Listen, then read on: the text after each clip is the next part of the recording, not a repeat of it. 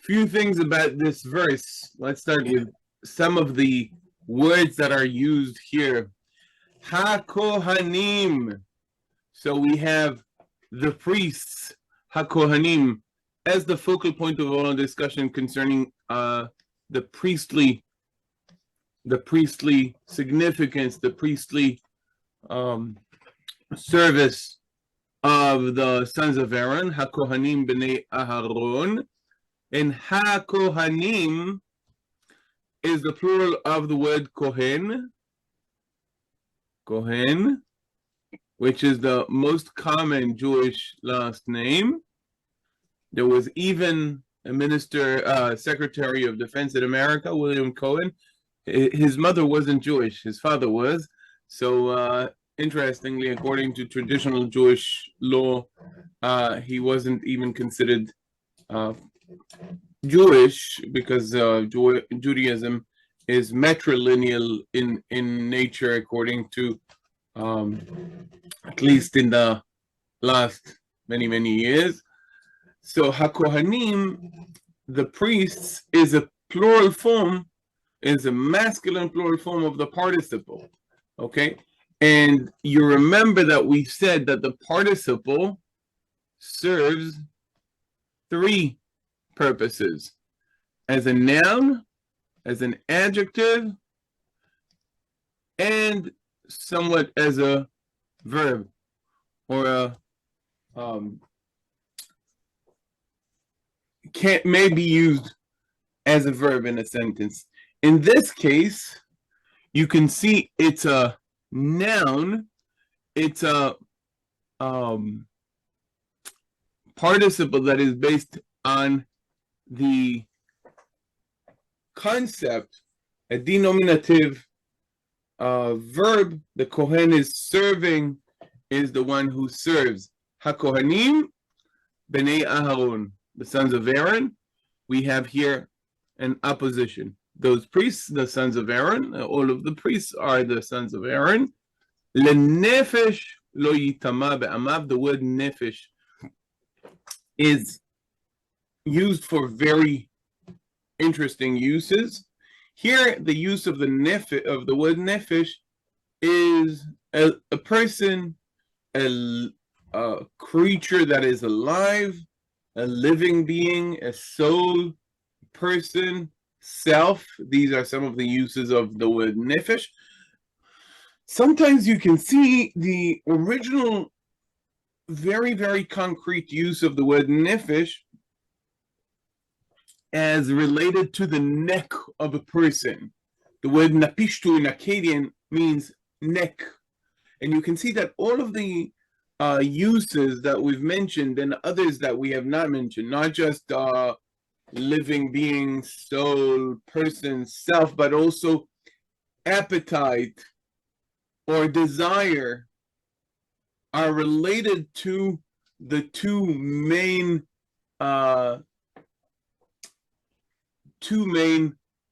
pipes that goes through the neck: the windpipe, if you will, and the food pipe, the trachea and the esophagus.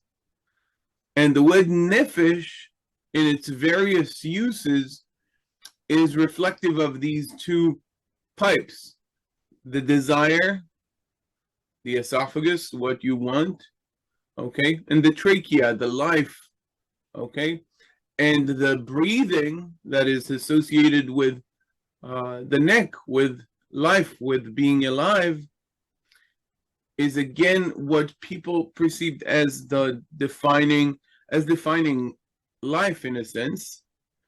Okay, so it's also a living creature. Lenefesh lo yitama be'amav. We've talked about kadosh, we've talked about holiness last week, and maybe a few words about the word tameh. Okay, the word tameh, which is sometimes the opposite of tahor, okay, and the exact meaning of uncleanliness or being defiled is a question, because it is very hard to have a definition that across all of the instances of tameh would cover everything, but some have suggested, okay, that it might have this idea of being associated with the lack of life, sometimes lack of potential life. Okay, so that's the word tameh. It's a very, very old Semitic word.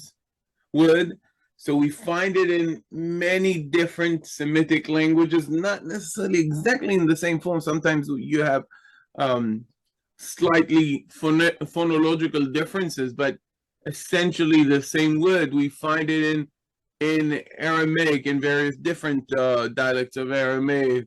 We find it in Arabic. We find it in other languages, other Semitic languages. And even though some have suggested it's a loan word from Egyptian, it is probably an original, very widespread Semitic root, this tet, mem, and aleph. Some you can find it as tet, mem, and yod. As you know, sometimes with the third root letter is an aleph, we may find sometimes equivalent with third root letter being a yod. This is very common. Okay, we find it in biblical Hebrew and definitely in post-biblical Hebrew as well, the similarity between these two. Okay, so we've talked about some of the words here. Note a very common root that we have 3 times here. Wayyomer Adonai el Moshe, Emor el Kohanim bnei Aharon, Ve-Amarta aleihem. So we have Wayyomer, Emor and Ve-Amarta. Let's talk a little bit about the morphology. We get an opportunity to see the root aleph, mem, and resh in all of these. Wayyomer, Emor, and Ve-Amarta. Wayyomer Adonai el Moshe. Wayyomer is the third person masculine singular kal vayiktor form of the verb. Super, super common verb in its form. And the Lord said to Moses, and the Lord said to this, said to that. Wayyomer Adonai, very common in biblical Hebrew. Note that the aleph becomes silent. We know it's silent because it doesn't have any vowel pointing here. Because the aleph originally is a glottal stop, it was not as easy to pronounce it as some of the other consonants. So we can see many phonological phenomena occurring around the aleph. Here, it specifically causes the aleph to be silent. So Wayyomer. Moving on to the masculine singular form of the imperative, Emor. And here also we can see the effect of the guttural aleph. Instead of a sheva, we have a reduced vowel. Again, because of the guttural nature of the aleph, it doesn't take a sheva, generally speaking. So we have a reduced segol, a chataf segol. Emor el Kohanim bnei Aaron. We don't really pronounce in the way I taught you to pronounce biblical Hebrew. We don't distinguish the pronunciation of a moving sheva from a chataf segol, but there had to be a difference, otherwise it wouldn't have been exactly the same. So Emor el Kohanim bnei Aaron. Finally, Ve-Amarta is the second person masculine singular of the Weqatal in the kal, and so this is an instruction. Emor Ve-Amarta. So Wayyomer, Emor, and Ve-Amarta. Let's see the next